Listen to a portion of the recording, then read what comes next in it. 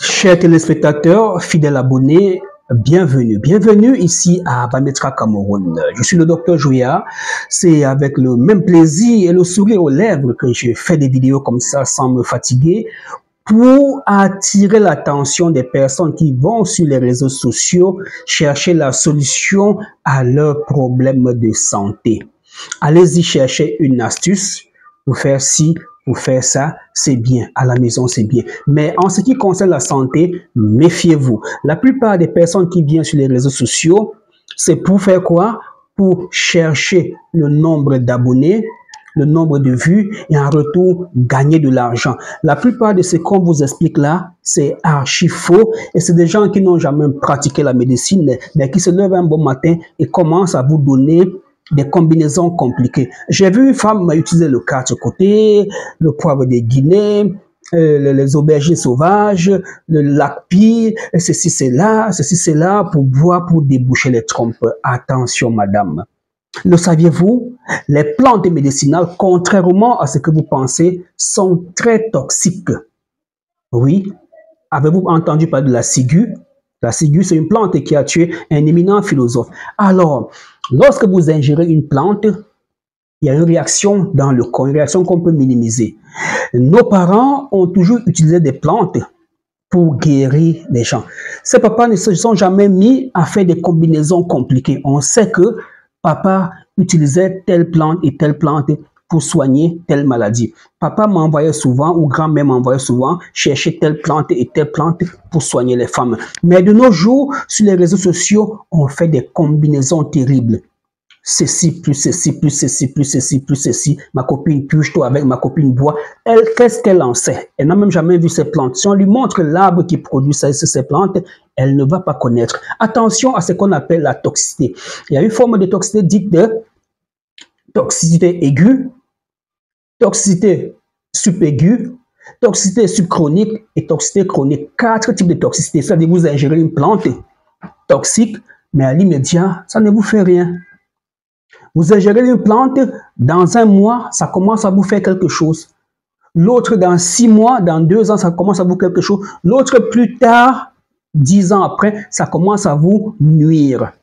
Voilà pourquoi il ne faut pas mettre n'importe quoi dans la bouche. Il faut faire très attention. Il vaut mieux se confier à quelqu'un qui s'y connaît et qui pratique de manière permanente depuis environ 10 ans. Parce qu'en pratiquant, quand il donne le remède, si ça produit cet effet, il saura pourquoi ça fait cet effet. Si ça vous envoie aux toilettes, il saura pourquoi ça fait cela. Déjà même envoyer aux toilettes pour une plante peut être de la toxicité. Il y a des plantes laxatives, dépuratifs, oui, on sait que ça doit aller aux toilettes. Mais une plante qui n'envoie jamais aux toilettes, si quelqu'un prend et se retrouve d'aller aux toilettes, c'est une forme de toxicité qu'il faut vérifier et surveiller. Maintenant, si c'est quelqu'un qui ne connaît rien, la personne va continuer à boire ou à se puger. Si c'est une décoction que vous avez fait vous-même à la maison chez vous, vous ne saurez pas exactement ce que ça signifie. Il y a des personnes qui disent « Ah, docteur, la décoction là me faisait du bien, ça me faisait uriner beaucoup. » Oui, vous êtes en train de vous déshydrater. Alors, mesdames et messieurs, faites très attention. Et même quand vous avez préparé une décoction, encore qu'il faut savoir ce qu'on appelle une décoction, une infusion, alors les techniques de préparation varient en fonction de ce qu'on recherche. Une fois préparé, comment vais-je conserver ce remède? Parce qu'un remède sain, propre, si vous conservez ce mal, les molécules, les principes actifs qui sont dedans vont se combiner et rendre ce remède comme de l'eau, impuissant. Les molécules qui sont dans la décoction, dans le remède déjà préparé, peuvent se combiner et provoquer autre chose et devenir très toxique. Alors, vous blaguez trop avec les plantes médicinales, chacun se passe pour un docteur. Non, nous on a fait des cours de phytothérapie, on a fait des études sur les rats de laboratoire, on a vu comment à des doses élevées, les rats se comportaient. Ce n'était pas forcément à la mort, il y avait des bourdements d'oreilles, les poils des rats qui quittaient. Alors, il faut faire attention, nous ne venons pas ici vous raconter n'importe quoi. Nous avons là un document, d'accord?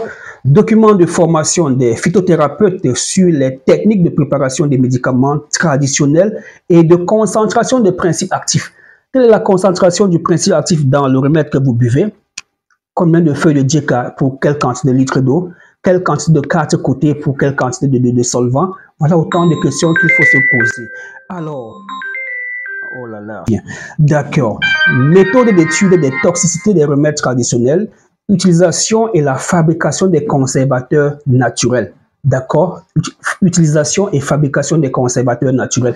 Qu'est-ce qu'on met dans la plante pour conserver? Parce que si on ne met pas un conservateur, ça va se détériorer. Docteur, le premier remède là m'aidait beaucoup, mais celui-ci là, je ne comprends plus rien. Deuxièmement, qu'est-ce qu'on dit? Technique de détermination des doses des médicaments et technique de description des plantes sur le terrain. Donc, comment est-ce qu'on quantifie la dose à prendre? Quand on dit un verre, il s'agit d'un verre de 300 ml ou bien de 200 ml. Et comment identifier la plante sur le terrain? Oui, c'est très important d'identifier la plante parce que les plantes se ressemblent beaucoup. Je vous ai montré deux rhizomes.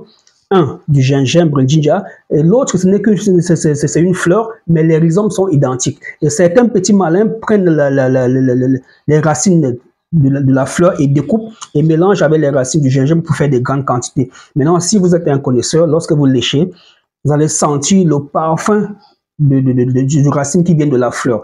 Alors, mesdames et messieurs, je suis le docteur Joya. Vous avez un souci de santé, vous voulez vous soigner avec les plantes médicinales. Ne me demandez pas de vous donner des recettes. Non, écrivez-moi pour me poser votre problème de santé. En retour, je vais proposer mon protocole thérapeutique que j'utilise, que j'ai amélioré et qu'aujourd'hui, par la grâce de Dieu, ça fait des merveilles. À bientôt.